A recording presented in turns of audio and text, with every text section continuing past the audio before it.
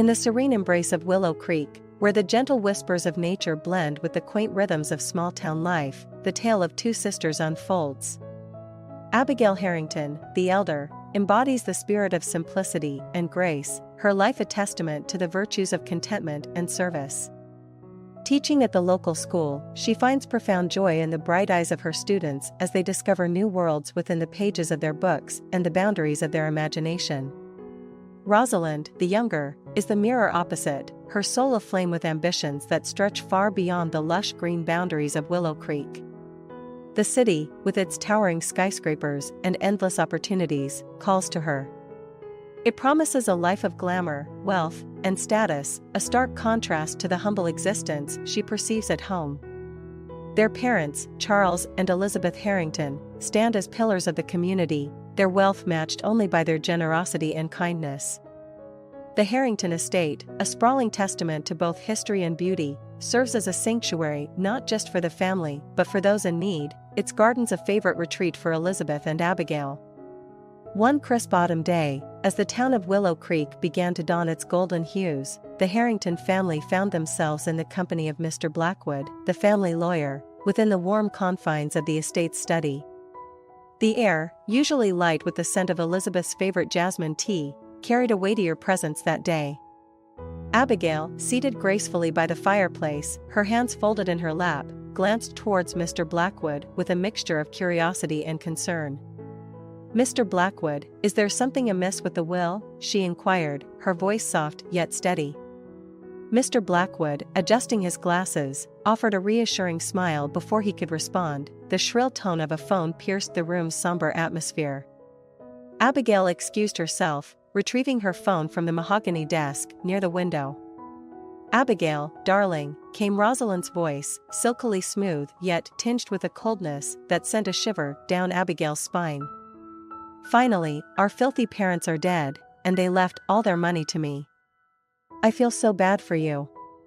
Abigail's heart clenched, not just at the words, but at the venom with which they were delivered. "Rosalind," she replied, her voice a calm contrast to the storm brewing within, "they are very much alive and sitting right next to me." A silence, thick and uncomfortable, stretched between them before Rosalind abruptly ended the call. Turning back to her parents and Mr. Blackwood, Abigail saw the mixture of sadness and resolve in their eyes. It was a moment of revelation, not just about the will, but about the depths of Rosalind's ambitions and the distance it had created between her and the values the Harrington family held dear. The discussion that followed was not just about the contents of a document, but about the legacy of a family and the lengths to which they would go to protect it from the corruption of greed.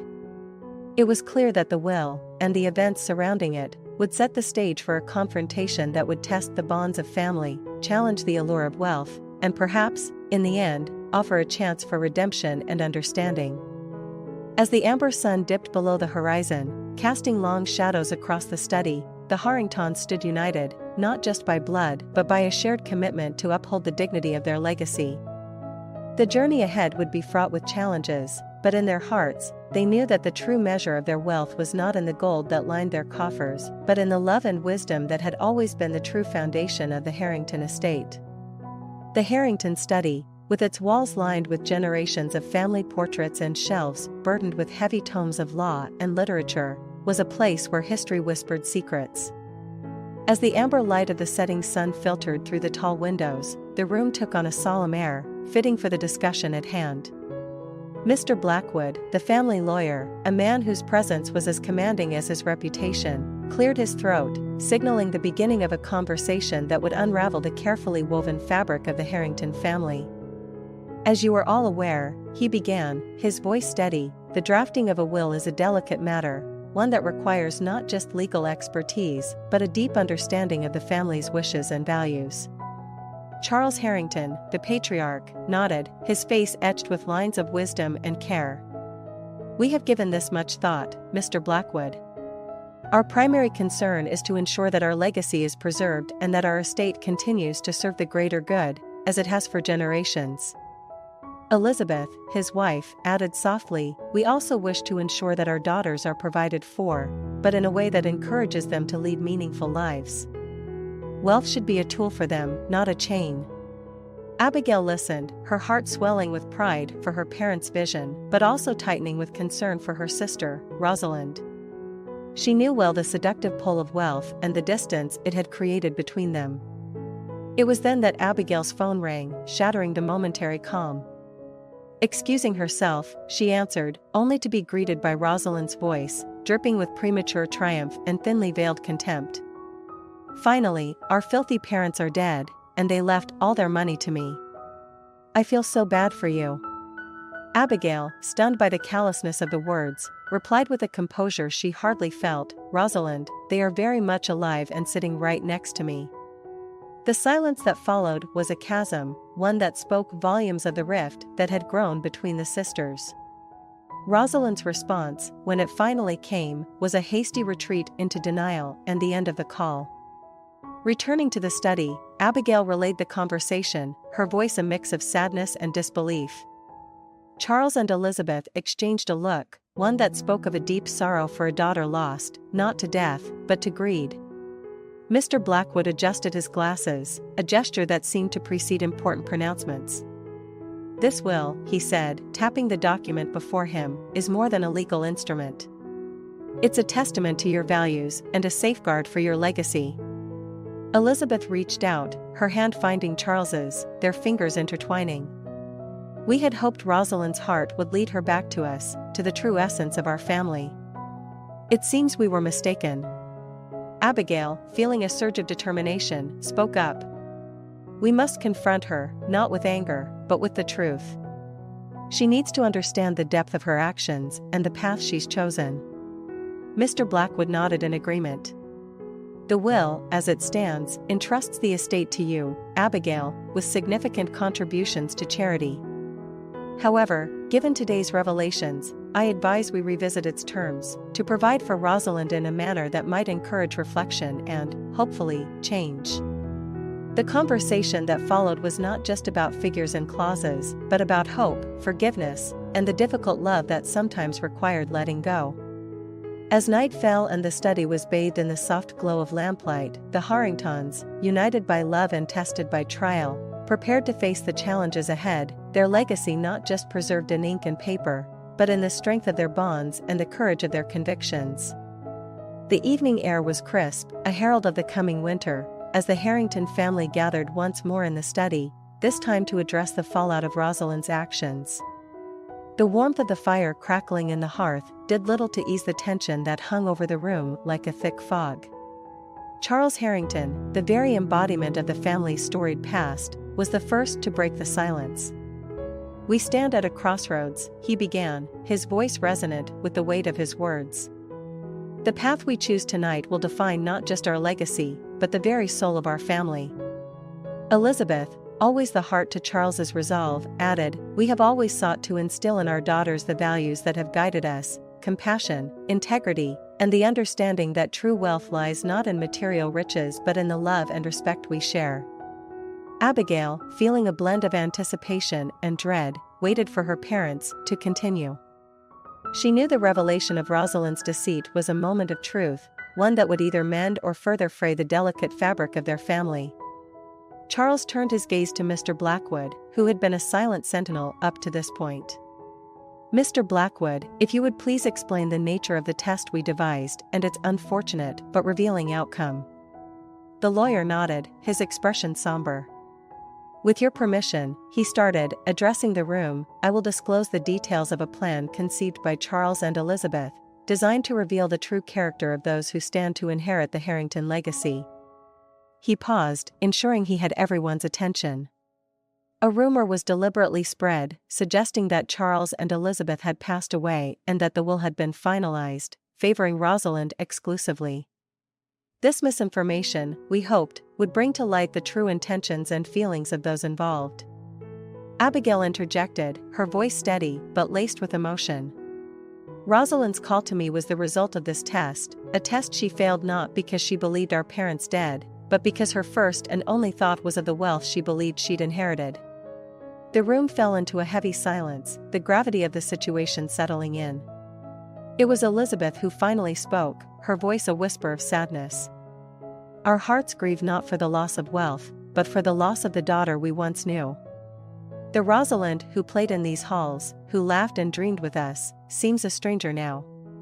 Charles stood, his posture that of a man who, despite the burdens he carried, remained unbroken. It is not our desire to punish Rosalind but to awaken her to the true value of family and the responsibilities that come with our name. Turning to Abigail, he continued, "You, Abigail, have shown the strength and character befitting a steward of the Harrington legacy. It is our wish that you lead, not just in managing the estate, but in guiding Rosalind back to us, if her heart so allows."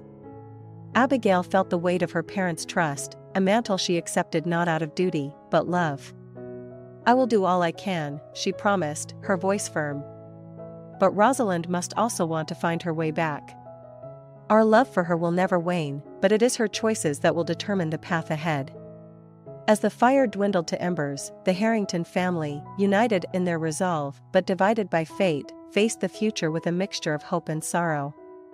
Their legacy, built on generations of love and sacrifice, now rested in the hands of two sisters, each charting a course through the turbulent waters of inheritance, identity, and the indelible bonds of family. The Harrington estate had never felt more like a fortress, its grand walls echoing with the tension of the impending confrontation. Rosalind was due to arrive at any moment, and the air was thick with anticipation. Abigail, standing by the window, watched the sun dip below the horizon, its fading light casting long shadows across the manicured lawns. Her parents, Charles and Elizabeth, were a study in composed apprehension.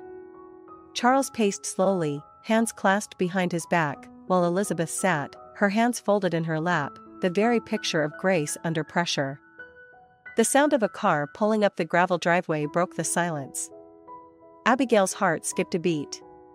"She's here," she announced, her voice steady, despite the turmoil inside.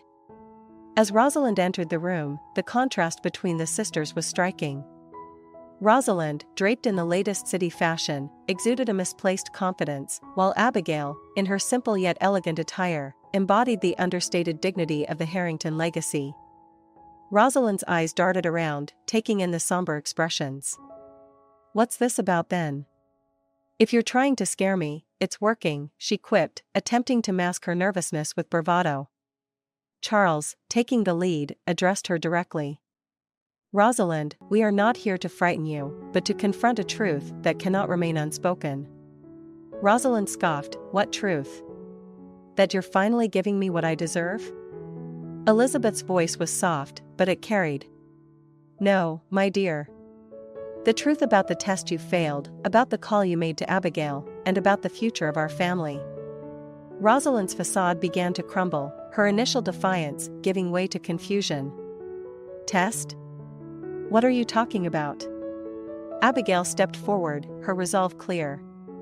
"The call you made to me, Rosalind, gloating about our parents' supposed death and your inheritance, it was a test, one you were unaware of. A test of character." The realization hit Rosalind like a physical blow, her confidence evaporating as the gravity of her actions settled in. I don't understand." "A test? But why?" Charles answered, "Because we feared your love for wealth and status had overshadowed your love for this family. We needed to know if our suspicions were true." Tears welled up in Rosalind's eyes as she turned to Elizabeth. "Mother, Elizabeth interrupted, her disappointment evident. "Your actions spoke louder than any words could, Rosalind. You chose greed over family. But even now, we hope you can learn, change." Rosalind, overwhelmed by a flood of emotions, finally broke down. "I'm sorry," she sobbed, the weight of her choices crashing down upon her. "I was so caught up in the glamour, the allure of the city. I forgot what truly mattered. Can you ever forgive me?" Abigail, moved by her sister's distress, took a step closer. "Forgiveness is possible, Rosalind, but trust is harder to rebuild. We want to help you find your way back, but you have to want it, too." The room, once charged with tension, now resonated with a fragile hope. The confrontation had laid bare painful truths, but it also opened a path to healing and reconciliation.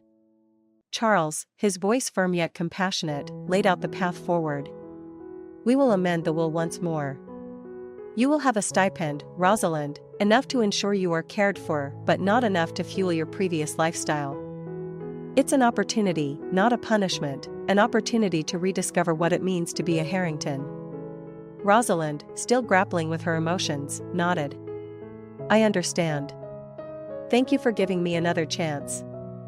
I want to be better. As the evening drew to a close, the Harringtons faced an uncertain future, but one brightened by the prospect of redemption and the enduring strength of familial bonds.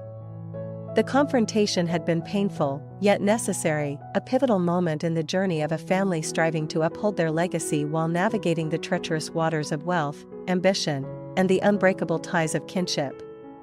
The days following the confrontation were a time of quiet reflection for the Harrington family, particularly for Rosalind.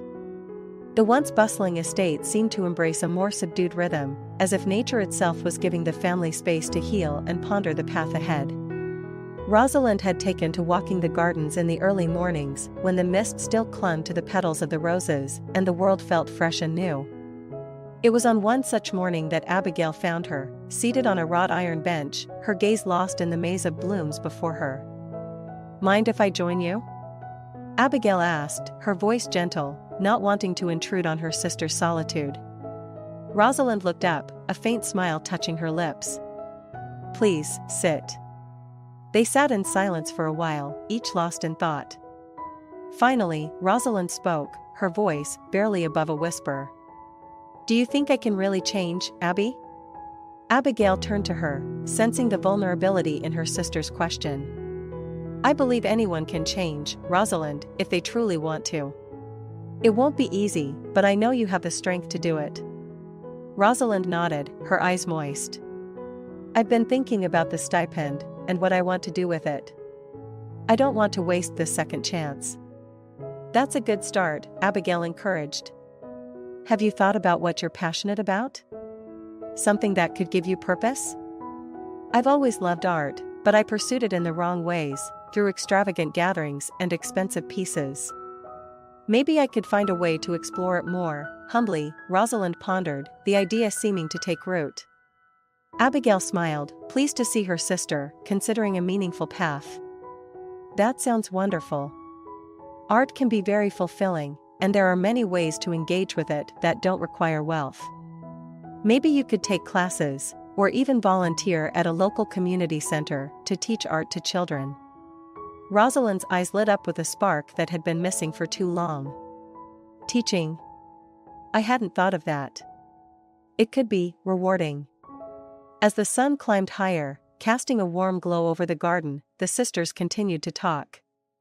They discussed practical steps Rosalind could take, from researching art programs to setting a budget that would allow her to pursue her interests without falling back into old habits. The conversation then turned to the stipend, with Abigail explaining how it would be managed. The stipend is set up to support you, not just financially, but as a stepping stone towards independence and responsibility. It's important to see it as part of your journey, not your destination.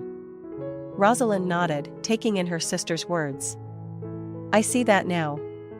And I'm grateful for it. For the first time in a long time, I feel like I have a direction, a purpose beyond just more. Their talk stretched on, and by the time they rose from the bench, the initial chill of the morning had given way to a comfortable warmth. They walked back to the house together, their steps light, a symbol of the slowly mending bridge between them. This chapter in the Harrington saga was about more than just financial arrangements. It was a testament to the power of second chances and the enduring hope that family can provide. Rosalind's journey was just beginning, but with the support of her family and a newfound purpose, the path ahead seemed a little less daunting. The stipend, a symbol of both consequence and opportunity, would be the foundation upon which Rosalind could rebuild her life, grounded in the values that had once seemed so distant but now promised a brighter, more meaningful future. Months had passed since the confrontation that had set the stage for Rosalind's redemption and the reaffirmation of the Harringtons' values. The estate, once a silent witness to the family's turmoil, now resonated with a renewed sense of purpose and unity. It was during the annual Willow Creek Community Gala, an event much beloved by the Harringtons for its ability to bring the community together, that the true extent of the family's healing and growth became evident. Abigail, who had been more involved in the community's educational programs, was overseeing the final preparations for the gala. Rosalind, surprisingly to many but most naturally to those who knew of her recent journey, was by her side, offering a helping hand wherever needed. As they arranged the last of the decorations in the grand ballroom, Rosalind turned to Abigail, a reflective look in her eyes. "Do you remember, Abby, how I used to view these events? As mere opportunities to flaunt wealth and status?" Abigail placed a comforting hand on her sister's shoulder. "I do. But people change, Rosalind. You've changed. Look at you now, helping to bring joy to others, not for recognition, but for the genuine satisfaction it brings." Rosalind smiled, a true, heartfelt smile. "It's funny how losing everything I thought I wanted led me to find what I truly needed. This feeling of being part of something bigger than myself, it's new to me, but it feels right." Their conversation was interrupted by the arrival of their parents, who looked around the beautifully decorated room with evident pride. "You've both done a wonderful job," their mother said, her voice warm with appreciation. Their father, a man of few words, added, "The legacy of the Harrington family is not in the wealth we've amassed, but in the values we uphold and pass on. Seeing you both work together, for the benefit of our community, reassures me that our legacy is in good hands." The gala was a resounding success, with the community coming together to celebrate not just the changing of seasons but the spirit of unity and generosity that the Harringtons had always championed. As the night wore on, Abigail and Rosalind took a moment to step outside, looking at the stars that twinkled above the Willow Creek estate. "Tonight was perfect, Abby." "It's hard to believe how much has changed," Rosalind mused, her gaze still fixed on the heavens. "It's been a journey for all of us," Abigail agreed, "but we've come out stronger for it. Our family's legacy isn't just about preserving the past, it's about building a future that reflects the best of who we are." Rosalind nodded, her thoughts turning inward. "I once thought that legacy was about wealth and the material things we leave behind. But I see now, it's much more than that. It's about the impact we have on others, the love we share, and the difference we make in the world." As they returned to the gala, the sisters walked hand in hand, a symbol of their renewed bond and shared commitment to their family's legacy.